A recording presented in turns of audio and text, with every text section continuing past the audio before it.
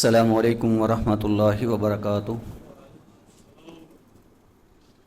ان الحمد للہ نحمده ونستعینه ونستغفره ونعوذ باللہ من شرور انفسنا ومن سیئات اعمالنا من يهده الله فلا مضل له ومن يضلل فلا هادي له وأشهد أن لا إله إلا الله وحده لا شريك له وأشهد أن محمدا عبده ورسوله يا أيها الذين آمنوا اتقوا الله حق تقاته ولا تموتن إلا وأنتم مسلمون يا أيها الناس اتقوا ربكم الذي خلقكم من نفس واحدة وخلق منها زوجها وبث منهما رجالا كثيرا ونساء واتقوا الله الذي تساءلون به والأرحام إن الله كان عليكم رقيبا يا أيها الذين آمنوا اتقوا الله وقولوا قولا سديدا يصلح لكم أعمالكم ويغفر لكم ذنوبكم ومن يطع الله ورسوله فقد فاز فوزا عظيما أما بعد فإن أحسن الكلام كلام الله وخير الهدي هدي محمد صلى الله عليه وآله وسلم وشر الأمور محدثاتها وكل محدثة بدعة وكل بدعة ضلالة وكل ضلالة في النار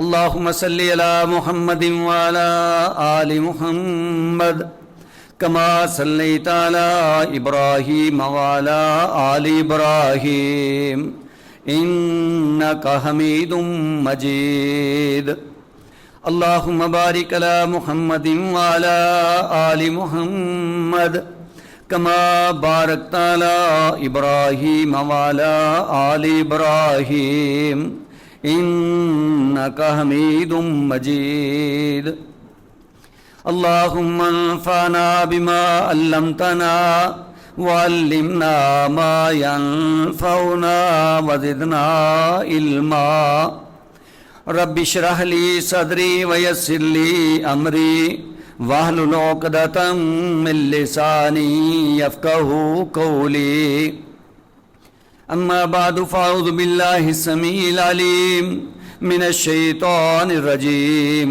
من همزه ونفخه ونفسه يا أيها الناس قد جاءكم الرسول بالحق من ربكم فآمنوا خيرا لكم وإن تكفروا فإن لله ما في السماوات والأرض وكان الله عليما حكيما۔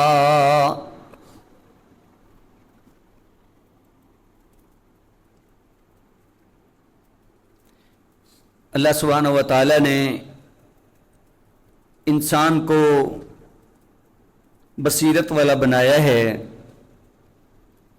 کہ ساری مخلوقات میں سے سب سے زیادہ عقل مند، بات کو سمجھنے والا اور اچھائی اور برائی کی تمیز کرنے والا اللہ سبحانہ و تعالیٰ نے انسان کو بنا دیا ہے۔ اب انسان کی اپنی مرضی ہے کہ وہ اس مالک کی عطا کردہ صلاحیت سے کس قدر فائدہ اٹھاتا ہے۔ اس بات میں کوئی شک نہیں کہ ذی شعور انسان ہر وقت ہر لمحے وہ فائدے کی تلاش میں رہتا ہے، اور یہ فائدہ ہمارا دو قسم کا ہے۔ ایک مادی فائدہ ہے، دنیا کا فائدہ ہے، اور یہ سارے حالات ہمارے سامنے ہیں جس ضمن میں ہر کوئی کوشش میں رہتا ہے کہ مجھے بہتر سے بہترین مل جائے، میرا کاروبار اچھا ہو جائے، میری ملازمت اچھی ہو جائے، میرا گھر اچھا بن جائے، میرے پاس گاڑی ہو، دنیا کے وسائل میرے پاس موجود ہوں تاکہ میں اچھے انداز سے زندگی گزار سکوں۔ لیکن اس کے ساتھ ساتھ ایک روحانی فائدہ بھی ہے، اور روحانی فائدے کے اندر وہ ہمارا اخروی زندگی کا معاملہ ہے کہ جس کے اوپر ہمیں ہمیشہ ہمیشہ کے لیے سکون اور آرام ملے گا، خوشیاں ملیں گی، اور یوں سمجھیے کہ اللہ سبحانہ و تعالیٰ کی طرف سے جو خیر کا سامان ہے وہ یہی ہے۔ اب اس ضمن میں اللہ سبحانہ و تعالیٰ نے ہمیں توجہ دلائی ہے، کیونکہ مالک کی ہر بات بڑی قیمتی ہے، لیکن موجودہ لمحات ماہ ربیع الاول ہر کوئی نیکی کی دوڑ میں لگا ہوا ہے، اور بظاہر اپنے آپ کو بڑا ہی ایک اچھا قسم کا مسلمان ظاہر کرتا ہے، اور اپنے آپ کو منوانا بھی چاہتا ہے کہ میں ہی آپ صلی اللہ علیہ وسلم کی محبت کا اصل میں دعوے دار ہوں، اور میرے پاس ہی گویا آپ صلی اللہ علیہ وسلم کی محبت کا سرٹیفکیٹ ہے۔ تو اس میں کوئی شک نہیں کہ ہر مسلمان کے اندر یہ جذبہ ہونا چاہیے، لیکن بات یہ ہے کہ ہمارے پاس دو قسم کی چیزیں پائی جاتی ہیں جس کا ہم شکار ہیں۔ تو مختصر انداز میں یوں سمجھیے کہ ایک چیز کو ماننا ہے اور ایک چیز کے سلسلے میں منانا ہے۔ تو اگر تو آپ ماننے کے سلسلے میں مخلص ہیں تو پھر بہت ہی اچھا کام ہو جاتا ہے کہ آپ چونکہ تسلیم کر رہے ہیں، مان رہے ہیں، تو یہ آپ کی اطاعت ہے، اور ایک پیغمبر کی اطاعت یہ اللہ سبحانہ و تعالیٰ کی عبادت ہے۔ تو گویا ہم عبادت میں ہیں، اور اگر ہم اس تسلیم کرنے میں، ماننے میں کمزور ہیں لیکن منانے میں بڑے تیز ہیں، تو ممکن ہے کہ ایسا منانا ہمیں نجات نہ دلوا سکے، اور اس طریقے سے ہم اللہ سبحانہ و تعالیٰ کی عبادت سے دور بھی ہو سکتے ہیں، کیونکہ یہ منانے کا سلسلہ جو ہے یہ تھوڑا سا اس کے اندر لوگ من مانی کا شکار ہیں۔ اس لیے آئیں پہلے تو ہم اس بات کو سمجھیں کہ اللہ سبحانہ و تعالیٰ کے ایک عظیم احسان جناب محمد کریم صلی اللہ علیہ وسلم کی شکل میں وہ عنایت ہوا، ہمیں نصیب ہوا۔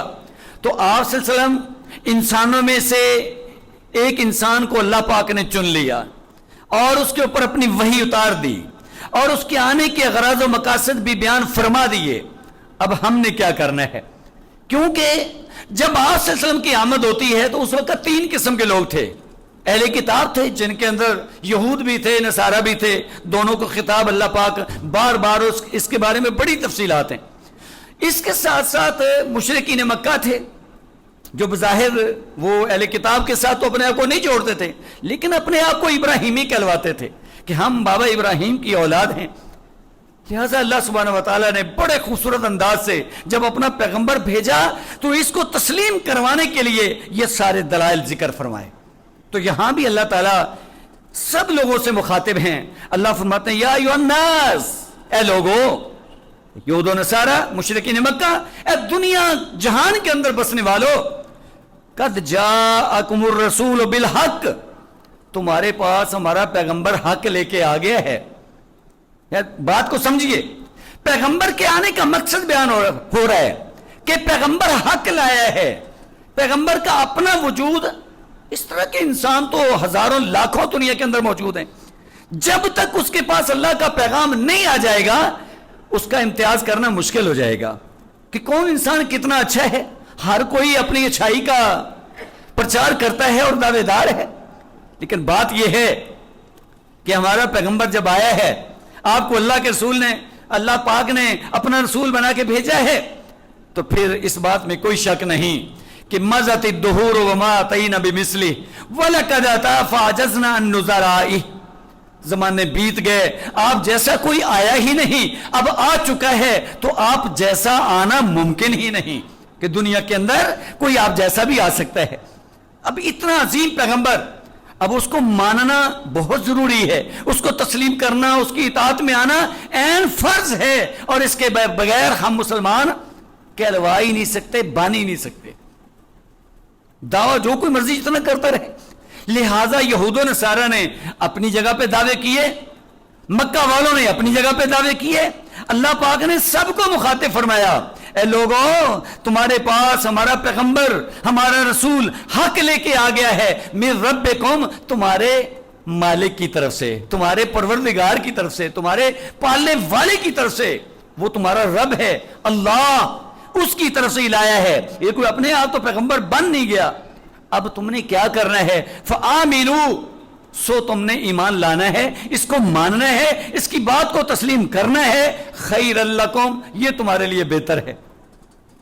اب بہتری والی بات سمجھ آ گئی کہ بہتری کس چیز میں ہے، فائدہ کس چیز میں ہے؟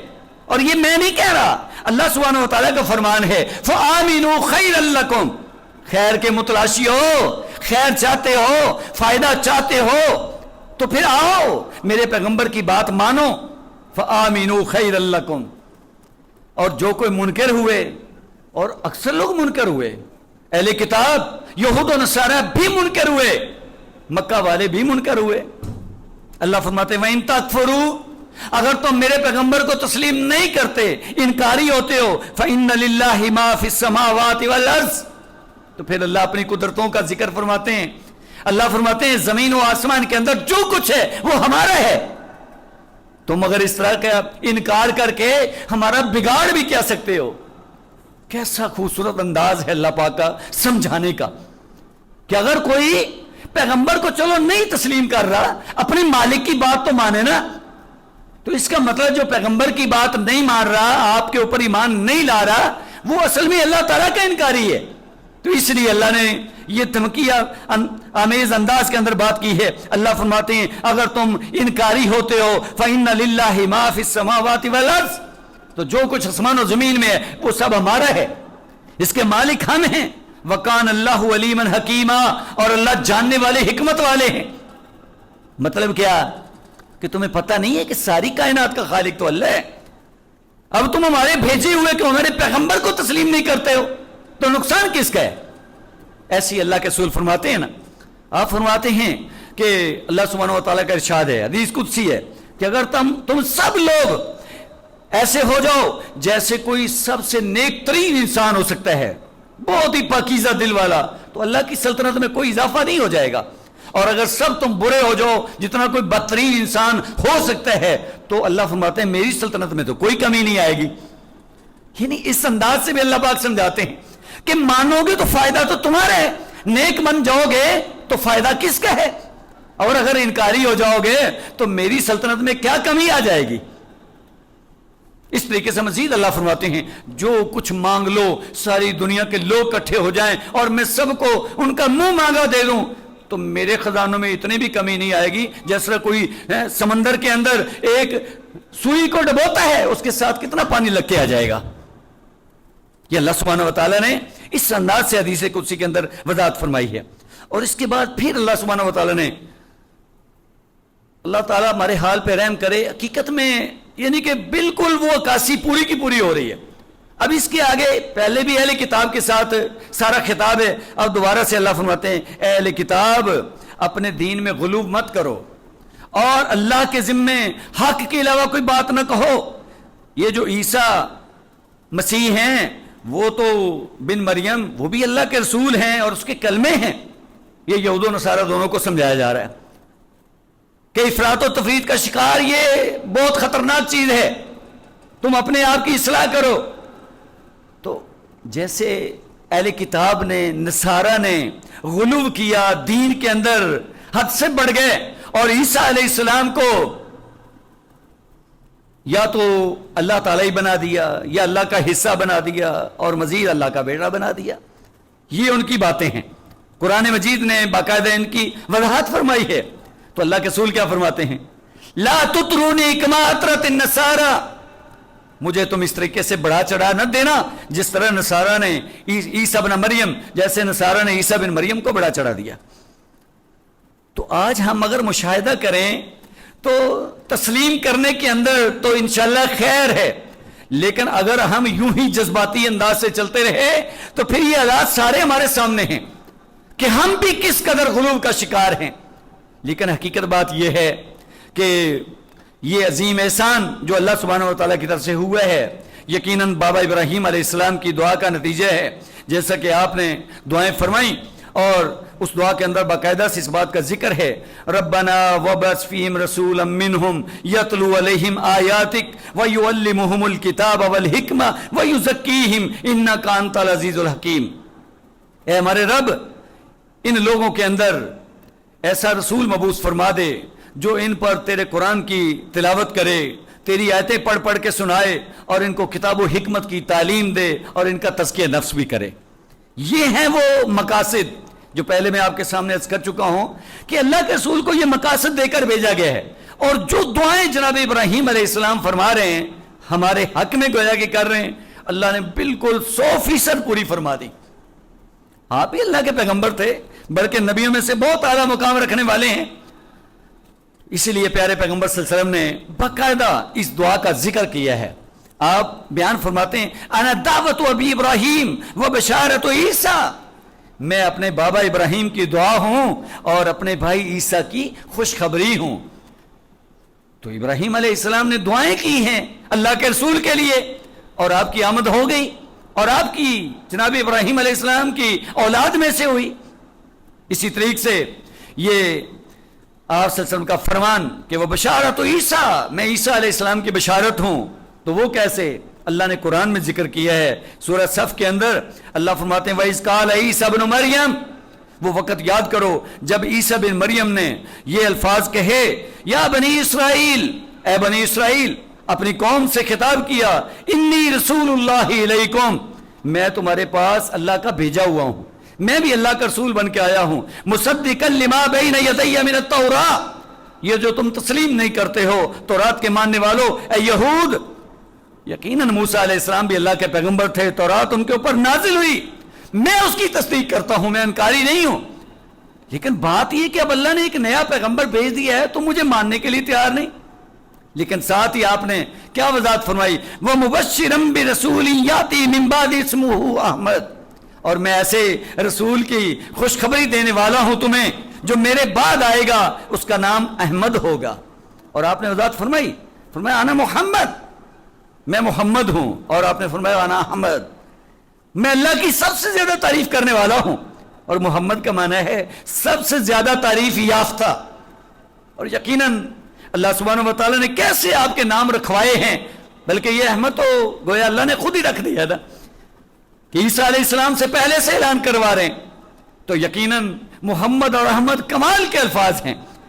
محمد ایسا لفظ ہے جس کا معنی ہے تعریف یافتہ، تعریف کیا ہوا، تو یقیناً آپ کی تعریف اب آپ کے سامنے ہے کہ دنیا جہان کے اندر کوئی ایسا پیغمبر، کوئی ایسا انسان مل سکتا ہے جس کی اس قدر تعریف ہوتی ہو۔ لہذا لفظ محمد اللہ سبحانہ و تعالیٰ نے کمال کا نام رکھوایا، یہ نام جو آپ کو نصیب ہوا، اور احمد کا معنی سب سے زیادہ اللہ کی تعریف کرنے والا۔ گویا آپ دنیا کے اندر لوگوں کی طرف سے سب سے زیادہ تعریف یافتہ بھی ہیں، اور آپ اللہ سبحانہ و تعالیٰ کی حمد و ثنا بیان کرنے میں سب سے آگے ہیں کہ آپ جیسی حمد و ثنا اور اللہ کی تعریف کوئی بیان کر نہیں سکتا۔ تو یہ آپ کے خاص حاجات ہیں، یہ آپ کی گویا سیرت کا حصہ ہے۔ تو اس انداز سے آپ صلی اللہ علیہ وسلم کی آمد کے تذکرے جو کہ رسالت کی شکل میں ہیں، یہ پہلے سے موجود ہیں۔ ابراہیم علیہ السلام کے دور سے ہمارے لیے دعائیں ہو رہی ہیں، یہ یقیناً ہمارا فائدہ ہوا نا۔ عیسیٰ علیہ السلام بشارتیں دے رہے ہیں، اور تورات کا مطالعہ کیجئے، وہاں بھی یہ عبارت موجود ہے، تورات کے اندر یہ الفاظ لکھے ہوئے ہیں۔ اللہ سبحانہ و تعالیٰ نے یہ جب تورات نازل فرمائی تو موسیٰ علیہ السلام نے بھی پیغام دیا ہے لوگوں کو کہ اللہ کا فرمان ہے سوف اقیم لہم نبیا مثلک، اے موسیٰ آپ کی مثل، آپ جیسا ان کے اندر میں ایک نبی کھڑا کروں گا، من بین اخوانہم، جو ان کا بھائی ہوگا، واجعل کلامی فی، اور میں اپنا کلام اس کے منہ سے نکلواؤں گا۔ تو پھر اللہ کے رسول کی زبان سے قرآن مجید نکلا یا نہ نکلا؟ اور پھر اللہ سبحانہ وتعالی نے فرمایا وَيُكَلِّمُهُمْ بِكُلِّ شَيْءٍ آمُرُ بِهِ، اور میں وہ میرا پیغمبر ان لوگوں سے کلام کرے گا ہر اس چیز کے ساتھ جو میں اس کو حکم دوں گا، یعنی میرے حکم کے مطابق میرا پیغمبر بولے گا، لوگوں تک پیغام پہنچائے گا۔ وَمَن لَّمْ يُطِعْ كَلَامَهُ الَّذِي يَتَكَلَّمُ بِهِ، اور وہ جو کلام کرے گا، جو پیغام دے گا، جو اس کی بات کو نہیں مانے گا، فرمانبرداری نہیں کرے گا، بِاسْمِی، اللہ فرماتے ہیں مجھے اپنے نام کی قسم ہے، مجھے اپنے الہ ہونے کی قسم ہے، فَأَنَا أَكُونُ الْمُنْتَقِمُ مِنْ ذَلِكَ، میں اس سے انتقام لوں گا۔ یہ پیغام کس کو دیا جا رہا ہے؟ یہود کو دیا جا رہا ہے. یہ جو تورات کو ماننے والے، پیارے پیغمبر کی رسالت کو دیکھ کر کے بھی تسلیم نہ کرنے والے، تو یہ ان کی کتاب کے اندر الفاظ موجود ہیں کہ اگر کوئی اس ہمارے پیغمبر کی بات نہیں مانے گا تو اللہ فرماتے ہیں میں اس سے انتقام لوں گا، بدلہ لوں گا. تو اب اس بات کا ڈر تو ہونا چاہیے نا کہ کوئی پیغمبر کی بات کو تسلیم نہیں کرتا تو کیا وہ اللہ تعالیٰ کی پکڑ سے بچ سکے گا؟ اسی لیے اللہ نے فرمایا نا کہ آسمان و زمین کے اندر جو کچھ ہے ہمارا ہے. مطلب کیا ہے کہ ہم تو غنی ذات ہیں، ہمیں کسی کی کوئی ضرورت نہیں ہے. جو کوئی ہماری بات کو مان کر کے ہمارے پیغمبر کے پیچھے لگے گا وہ فائدہ اپنا ہی کرے گا. فآمنوا خیر لکم، ایمان لو یہ تمہارے لیے بہتر ہے. تو بات یہ ہے بھائیو، بالکل سیدھی اور سادہ سی بات ہے. دین کا مطالعہ کیجئے، قرآن و سنت کا مطالعہ کیجئے، آپ کی آمد کے مقاصد کو سمجھیے تو پھر سیدھی سیدھی باتیں ہیں. پھر پیارے پیغمبر کی سیرت کے مطابق جب چلنے ہیں تو بہت سارے معاملات سیدھے ہو جاتے ہیں، پھر اشکالات نہیں رہتے، پھر کوئی پریشانی باقی نہیں رہتی، پھر انسان من مانی نہیں کر سکتا، پھر اپنے ذہن سے بنائے ہوئے پروگرام کے مطابق نہیں چل سکتا. وہ چلے گا تو پیغمبر کی رہنمائی میں چلے گا. تو پیغمبر کی رہنمائی میں چلے گا تو پھر آپ کی سیرت موجود ہے، صحابہ کرام کی عملی زندگی موجود ہے، خلفائے راشدین نے وقت گزارا ہے. تو جب سے آپ پیغمبر بنے 23 سال زندگی آپ نے گزاری ہے. صحابہ کرام کا دور، یہ خلفائے راشدین کا بالخصوص 30 سالہ دور ہے. تو اب یہ 50 سال سے اوپر کا دور یہ ہمارے لیے آئیڈیل دور ہے. اگر اس دور کے اندر حالات اس طرح کے نہیں تھے جو ہم بنانا چاہتے ہیں تو پھر ہمارے لائے ہوئے حالات دین نہیں بن سکتے. دین وہی ہے جو اس دور میں تھا اور اسی دین کو لے کے چلنا ہمارے لیے اصل ہے.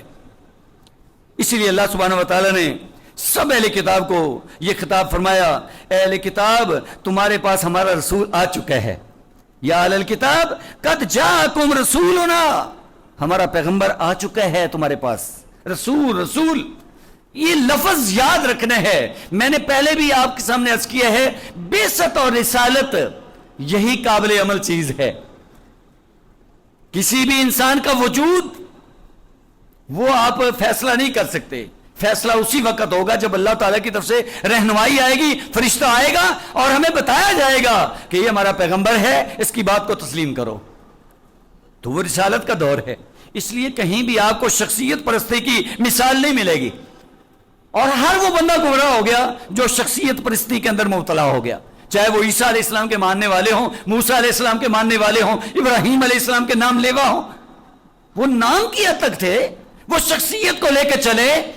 جب تک تعلیمات کو نہیں لیں گے کام نہیں بنے گا. تو رسالت کا مقصد تعلیمات ہوتا ہے، وہ پیغامات ہوتے ہیں. اللہ سبحانہ و تعالیٰ نے یہ جو پہلے میں نے آیت آپ کے سامنے تلاوت کی ہے وہاں بھی یہی پیغام ہے، یا ایھا الناس قد جاءکم الرسول بالحق، ہمارا پیغمبر تمہارے پاس حق لے کے آیا ہے. حق وہ کیا ہے؟ وہ اللہ کی وحی ہے، وہ دین اسلام ہے جو اللہ پاک نے آسمانوں سے نازل کیا ہے، اس کو تسلیم کرنا ہے نا. تو یہاں بھی اللہ فرماتے ہیں کہ تمہارے پاس ہمارا پیغمبر آ چکا ہے. یبین لکم علی فترۃ من الرسل، رسولوں کے ایک لمبے وقفے کے بعد یہ تمہارے سامنے بیان کرتا ہے یہ کیوں ہم نے بھیجا ہے پیغمبر. ان تقولوا ما جاءنا من بشیر ولا نذیر، کہیں کل کو یہ بہانہ نہ بناؤ کہ ہمارے پاس تو کوئی بشیر نذیر ہی نہیں آیا جو ہمیں جنت کی بشارت دیتا، ہمیں نیکی کے عمل کے بارے میں بتاتا اور برائیوں سے ہمیں بچانے کے ضمن میں ڈراتا، یہ جہنم سے ڈراتا. تو اللہ فرماتے ہیں فقد جاءکم بشیر و نذیر، اب تمہارے پاس بشیر نذیر آ چکا ہے. یقیناً اللہ کے رسول نے خوشخبریاں سنائی ہیں، بشارتیں دی ہیں اور خطرناک اعمال سے ڈرایا ہے، جہنم سے ڈرایا ہے. یہ پیغمبر صلی اللہ علیہ وسلم کے خاص حاجات ہیں کہ جو آپ تشریف لا کر کے ہمیں انہوں نے جو سبق دیا ہے تو یقیناً اس کو تسلیم کرنا اور اس کے مطابق چلنا ہمارے لیے بہت ضروری ہے. اور ایمان کے ضمن میں یہ بات ذہن رکھیے، ایمان کس چیز کا نام ہے؟ زبان سے ہم نے تسلیم کرنا ہے، اس بات کا اقرار کرنا ہے کہ محمد صلی اللہ علیہ وسلم اللہ کے پیغمبر ہیں، اور دل سے یقین بھی رکھنا ہے کہ بالکل میں دل و جان سے تسلیم کرتا ہوں کہ محمد کریم صلی اللہ علیہ وسلم اللہ کے پیغمبر ہیں. اور پھر آپ کی تعلیمات کو لے کے چلنا بھی ہے، ان کے اوپر عمل بھی کرنا ہے، کیونکہ اس کے بغیر ایمان مکمل نہیں ہوتا۔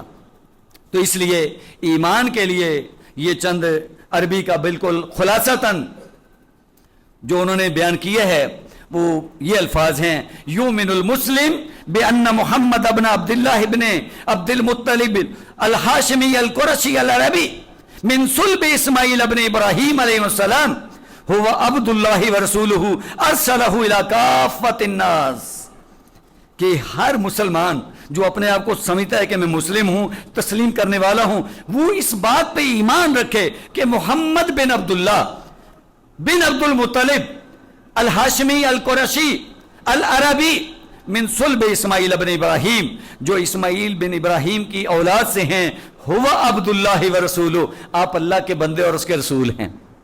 یہ تسلیم کرنا ہے، آپ اللہ کے بندے ہیں، اس کی بندگی کرنے والے ہیں، اس کی مخلوق ہیں، اس کے پیدا شدہ ہیں۔ یہ نہیں ہے کہ سارے اختیارات آپ کے اپنے پاس ہیں۔ ارسلہ الی کافۃ الناس، اللہ سبحانہ و تعالی نے آپ کو ساری دنیا کے لیے، سب لوگوں کے لیے رسول بنا کے بھیجا ہے۔ گویا آپ عالمی رسول ہیں، آپ تا قیامت رسول ہیں، آپ خاتم النبیین ہیں۔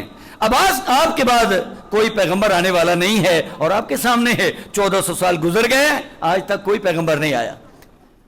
اگر کوئی جھوٹا دعویدار آیا ہے تو وہ دجال ہے، وہ کافر ہے، وہ مرتد ہے، وہ قابل قتل ہے، وہ مسلمان نہیں ہو سکتا، کیونکہ اللہ کے رسول نے فرمایا کہ میرے بعد جھوٹے نبوت کے دعوے دار آئیں گے، لیکن اللہ سبحانہ و تعالیٰ کا پیغام موجود ہے، وَلَٰكِن رسول اللہ وخاتم النبیین، آپ اللہ کے پیغمبر ہیں اور خاتم النبیین ہیں، نبیوں کی مہر ہیں، اور مہر جب لگ جاتی ہے پھر اس کے بعد اس کے اندر کوئی کمی بیشی ہو نہیں سکتی۔ لہذا پیارے پیغمبر صلی اللہ علیہ وسلم کی آمد رسالت کی شکل میں وہ ہمارے لیے ایک احسان عظیم، جن کو ماننا ایمان ہے، دل و جان سے تسلیم کرنا ایمان ہے، ان کی تعلیمات کو لے کے چلنا یہ ہمارے لیے ایمان ہے۔ اور ایسا عظیم انسان کہ جس جیسی مثال کوئی دکھا نہیں سکتا دنیا کے اندر، وہ ایک شاعر کہتا ہے نا، وَأَحْسَنَ مِنْكَ لَمْ تَرَ قَطُّ عَيْنِي، کہ آپ سے زیادہ خوبصورت تو آج تک میری آنکھ نے دیکھا نہیں، وَأَجْمَلَ مِنْكَ لَمْ تَلِدِ النِّسَاءُ، اور آپ سے زیادہ خوبصورت آج تک کسی ماں نے جنم ہی نہیں دیا۔ اتنا عظیم انسان، اتنا عظیم پیغمبر، اتنا خوبصورت اور اتنا خوبصورت، تو لہذا اس بات کو سمجھنے کی ضرورت ہے کہ ہم صرف جذبات کی حد تک، صرف شخصیت پرستی کے اندر مبتلا نہ ہو جائیں، جیسے یہود و نصارہ مبتلا ہوئے کہ بس نام کے دعوے دار تو رہیں لیکن عملی طور پہ آپ کی بات کو تسلیم کرنا وہ ہمیں مشکل لگے۔ ایسا نہیں ہونا چاہیے۔ ہمارے جذبات کی صحیح عکاسی تب ہوگی اگر ہم واقعی آپ سے محبت کرنے والے ہیں تو ہم دل و جان سے آپ کو تسلیم کرنے والے بن جائیں۔ تو اس میں فائدہ کیا ہوگا؟ اللہ کے پیغام کے مطابق، یا ایھا الناس، اے لوگو، قد جاءکم الرسول بالحق، تمہارے پاس ہمارا پیغمبر حق لے کے آ گیا ہے، من ربکم، تمہارے رب کی طرف سے لایا ہے، اپنے پاس سے اس نے کچھ نہیں بیان کیا، فآمنوا خیر لکم، بس آپ کی بات کو مان لو، آپ کو تسلیم کر لو، خیر لکم، یہ تمہارے حق میں بہتر ہے، یہی تمہارے لیے مفید ہے، یہی اصل خیر کا باعث ہے۔ لہذا ہم میں سے ہر کوئی خیر کا متلاشی ہے، خیر ہم چاہتے ہیں، ہر کوئی فائدہ چاہتا ہے، تو یہ ہے وہ حقیقی فائدہ۔ دنیا کا فائدہ تو ہر کسی کو نظر آتا ہے، میرے پاس اتنا مال ہے، اتنی جائیداد ہے، اتنا بینک بیلنس ہے، اتنی زمینیں، اتنے پلاٹ اور اتنی گاڑیاں، یہ کچھ میرے پاس موجود ہے، لیکن یہ جو روحانی فائدہ ہے نا، یہ شاید دنیا کے اندر نظر نہ آئے۔ اس کے لیے بھرپور خلوص کی ضرورت ہے۔ اللہ ہمیں توفیق دے کہ دل و جان سے ہم اس بات کو ماننے والے اور پیارے پیغمبر کو اس انداز سے تسلیم کرنے والے بن جائیں کہ یہ فائدہ ہمیں نصیب ہو جائے، کیونکہ اللہ پاک کا پیغام ہے، فآمنوا خیر لکم، ایمان لاؤ، دل و جان سے تسلیم کر لو، یہ تمہارے حق میں بہتر ہو جائے گا، یہ تمہیں حقیقی فائدہ حاصل ہو جائے گا۔ تو اللہ سبحانہ و تعالی ہمیں حقیقی فائدہ حاصل کرنے کی توفیق عنایت فرمائیں، کیونکہ اس کے بغیر ہماری نجات نہیں ہے۔